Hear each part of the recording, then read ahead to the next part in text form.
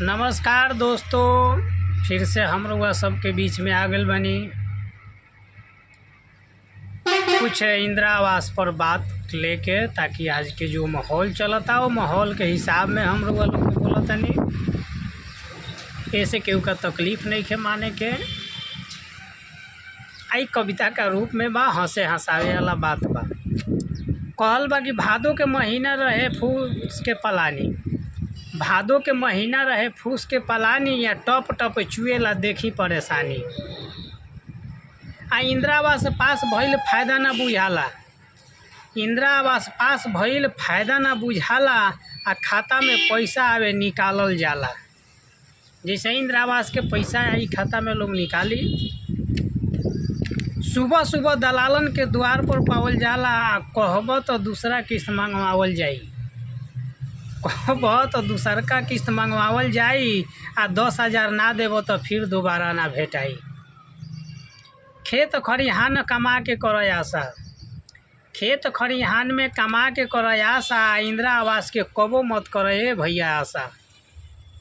राम कृष्ण पर कर लो तू आशा, भगवान पर भरोसा करो, आशा करो। राम कृष्ण पर कर लो तू आशा, नीचा से ऊपर ले सभे पलेने बुझाता। सब लोग साधु बा, नीचा से ऊपर ले इंदिरा आवास खातिर रउआ के दिवावेला देवेला, सब लोग बा तैयार।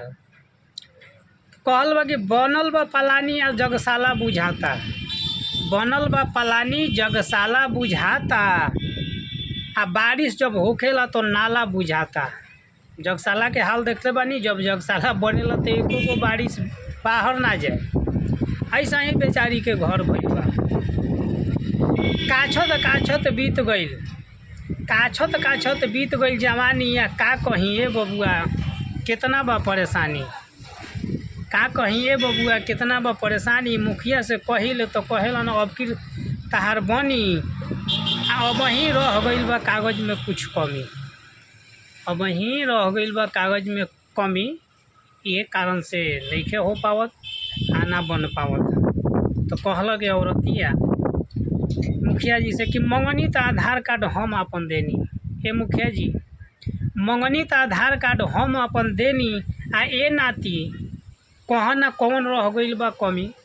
खीसे कहल गाड़ी देके दौड़ावत तो मुआ दिल, अब तहार कमिए लौकता।